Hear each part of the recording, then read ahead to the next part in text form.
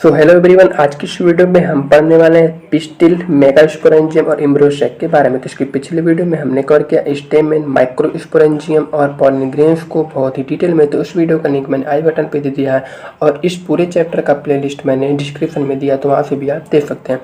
तो बात करें, सबसे पहले हम पढ़ने वाले हैं पिस्टिल के बारे में। तो पिस्टिल की बात करें तो पिस्टिल को हम कार्पेल भी कह देते हैं और ये पिस्टिल जो होता है हमारे फ्लावर का फीमेल पार्ट होता है। जब कई सारे पिस्टिल हमारे कंबाइंडली प्रेजेंट रहते हैं तो इसे हम नाम दे देते हैं गाइनोसियम और इसका इंडिविजुअल यूनिट हमारे कार्पेल या पिस्टिल हो जाते हैं। तो बात करें यहाँ पे हमारे 4 इंपॉर्टेंट कंडीशन आ जाती हैं। तो यहाँ पे पहला ये आ जाता है कि अगर जो हमारी गाइनोसियम है उसमें सिर्फ और सिर्फ हमारा एक पिस्टिल प्रेजेंट रहता है तो उसे हम कह देते हैं मोनोकार्पेलरी। वही क्या होता है कि अगर हमारे गाइनोसियम में एक से अधिक पिस्टल प्रेजेंट रहते हैं तो उन्हें हम कह देते हैं मल्टी कार्पेलरी। अब यहाँ मल्टी कार्पेलरी में आने की हमारे अगर गाइनोसियम में एक से अधिक पिस्टल प्रेजेंट है तो यहाँ पे 2 कंडीशन आ जाती हैं।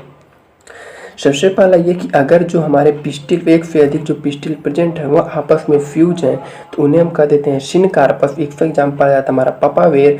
वहीं अगर क्या है कि ये फ्री है, मतलब एक से अधिक पिस्टिल हमारे प्रेजेंट तो हैं बट ये फ्री हैं, आपस में फ्यूज नहीं है, तो इसे हम कह देते हैं एपोकार्पस। और इसका एग्जाम्पल आ जाता है हमारा मीचेलिया।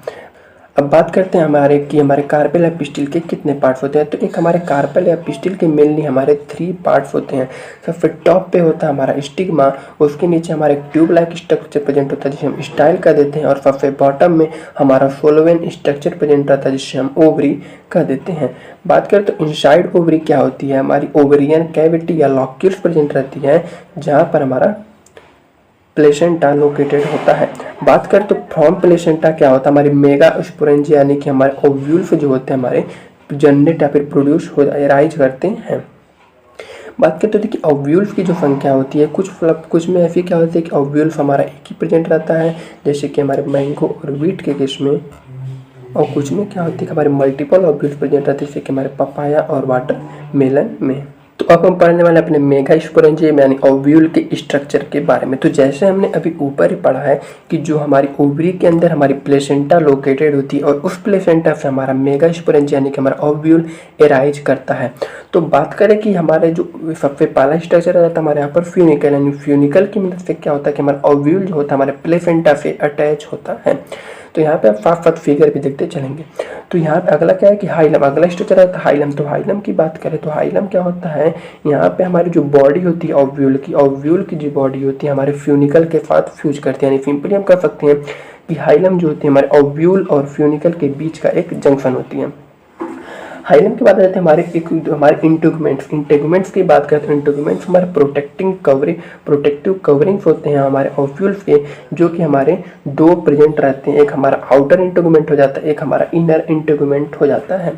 बात करें तो ओवरी में एक ऐसा पॉइंट होता है जहाँ पर हमारे इंटेगुमेंट्स अब्सेंट रहते हैं और उस पॉइंट को हम माइक्रोपाइल कह देते हैं, जो कि हमारे एक स्मॉल ओपनिंग की तरह प्रेजेंट रहता है और वहाँ पर इंटेगुमेंट्स हमारे अब्सेंट रहते हैं। और ये स्ट्रक्चर जो होता है हमारे ओव्यूल के टिप पर प्रेजेंट रहता है। और एक चीज़ आ जाता है कि हमारे जो ओव्यूल का जो बेजल इंड होता है, सबसे नीचे का जो इंड होता है उसे हम चैलेजा कह देते हैं।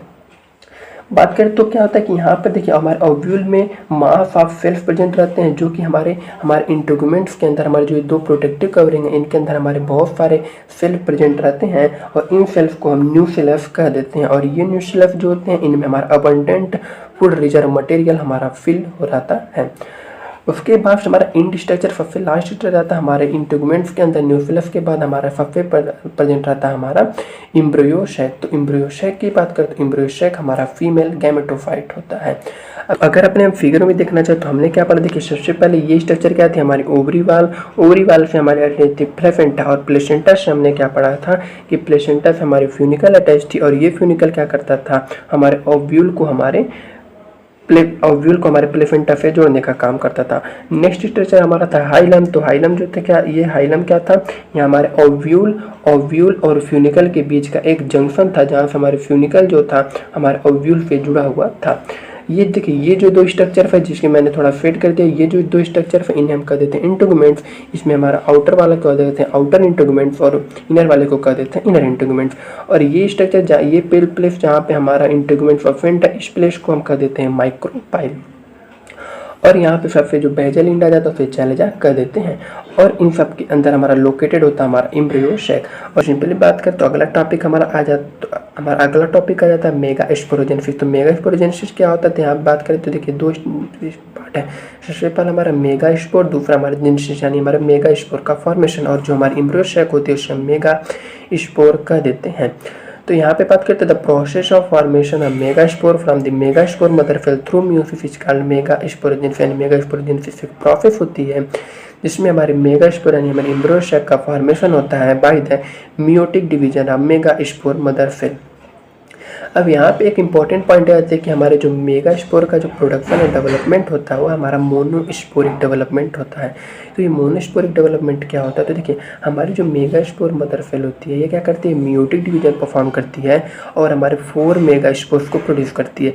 बट इन 4 मेगा स्पोर्स में क्या होता है, हमारा सिर्फ और सिर्फ एक मेगा स्पोर जो कि हमारे माइक्रोपाइलर रीजन में प्रेजेंट रहता है वही फंक्शनल रहता है, और हमारे 3 जो होते हैं वो हमारे डीजेनरेट यानी डिस्ट्रॉय हो जाते हैं।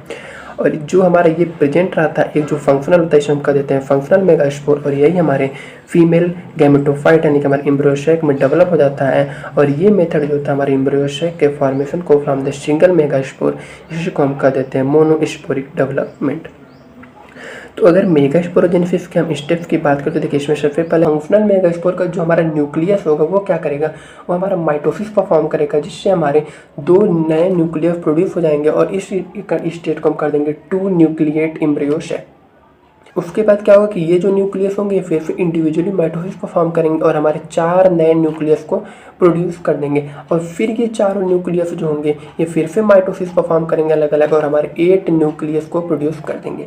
अब यहाँ पे जो ये 8 न्यूक्लियस हुए इनमें से जो 6 न्यूक्लियस थे वह हमारे उनके अराउंड हमारे सेल वॉल का फॉर्मेशन हो जाता है और हमारे सेल्स के रूप में ऑर्गेनाइज हो जाते हैं, और जो हमारे रिमेनिंग के 2 न्यूक्लियाई होते हैं वह हमारे लार्ज जो सेंट्रल सेल होता है उसके पोलर न्यूक्लियाई के रूप में प्रेजेंट रहते हैं।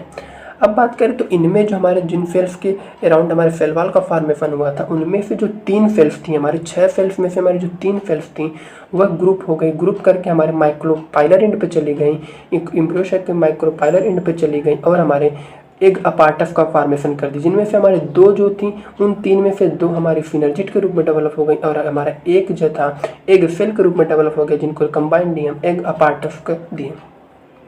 और जो रिमेनिंग के 3 सेल्स थी वह हमारे चैलेंजर एंड पे चली गई और एज ए एंटीपोडल डेवलप हो गई, और जो लार्ज सेंट्रल सेल था उसके पास हमारी 2 पोलर न्यूक्लियाई प्रेजेंट हो गई। अब यहाँ पे बात करें तो देखिए हमारे पास कितने सेल हुए, तो 2 फिनर्जिड, एक सेल, 3 एंटीपोडल, एक लार्ज सेंट्रल सेल, यानी कि 2, 1, 3, 3, 6, एक 7, हमारे 7 सेल प्रेजेंट हो गए। बट वही बात करें तो इन सेल्स के पास क्या हुआ, हमारा एक न्यूक्लियस प्रेजेंट था और हमारे सेंट्रल सेल के पास 2 न्यूक्लियस प्रेजेंट था, यानी कि हमारे सेल जो थे हमारे 7 थे और हमारे 7 थे और हमारा जो न्यूक्लियस था वो 8 था। तो इसलिए हम कह देते हैं कि जो हमारा टिपिकल एम्ब्रियो सैक होता है उसके मैच्योरिटी पे हमारे 8 न्यूक्लिएट और 7 सेल्ड कंडीशन हो जाता है। तो कुछ इस प्रकार से थे हमारे pistil, mega sporangium, mega sporogenesis और एम्ब्रियो सैक।